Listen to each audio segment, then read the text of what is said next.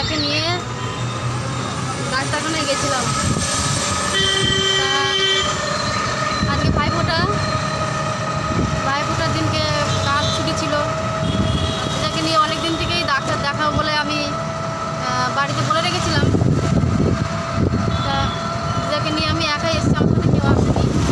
দিদা চোখের মানে দেখতে পায় না, আগে দেখতে পেতো, এখন দেখতে পায় না। তা চোখে ছানি পড়েছে। বাড়ির লোকেরা কোনো ডাক্তার দেখাবে কি ভালো মন্দ কোনো কিছু করেনি।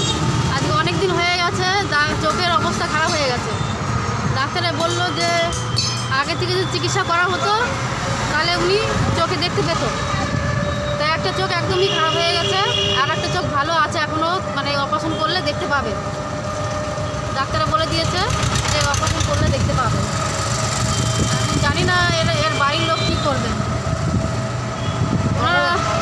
ওনারা চাইছে যে এ তো আর বাঁচবে না, একে যে চিকিৎসা করে কী হবে, ওনারা এটা ভাবছে।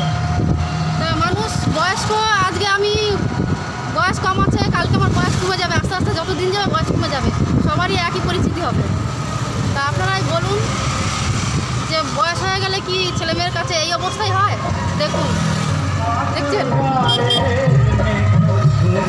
দেখুন, মানে এদের কোনো মায়া নেই। নিজেরাও যে বয়স হয়ে যাচ্ছে এটা বুঝছে না। উনি যদি চোখে দেখতে পারতো তাহলে তো নিজের খাবারটাও খেতে পারতো, সেটা তো নিজেদের মানে সুবিধা হতো। কিন্তু এরা বোঝে না, কী করে বোঝানো, বোঝানোর ক্ষমতা নেই আমার। আগে থেকে চিকিৎসা করলে আজকে এই অবস্থা হতো না। উনি 4-5টা ছেলে মেয়ে মানুষ করেছে, আজকে ওনার 4-5টা ছেলে মেয়ের মধ্যে একটা ছেলে মেয়েও দেখতে পারে না। মা বাবা বোঝা হয়ে যায়। আর মা বাবা 4-5টা 10টা ছেলে মেয়ে মানুষ করতে তাদের কষ্ট হয় না, আর ছেলে মেয়েদের একটা মা বাবাকে দেখতেও কষ্ট হয়ে যায়। বুঝতে পারছেন তো? সবাই মা বাবা হবেন, সবারই একই দশা হবে। আপনাদের মা বাবা থাকলে তাদেরকে ভালোবাসুন, তাদেরকে চিকিৎসা করুন, কেননা একদিন আপনারাও মা বাবা হবেন, আপনাদেরও এই অবস্থা। দেখছেন তো আজকে আমি এই দিদাকে নিয়ে ঘুরে বেড়াচ্ছি, একা দেখতে পাই না, কোলে করে টোটোতে বসাতে হচ্ছে, কোলে করে নিয়ে যেতে হচ্ছে। মানে কি বলবো, কি পরিস্থিতি, বলার ভাষা নেই আমার।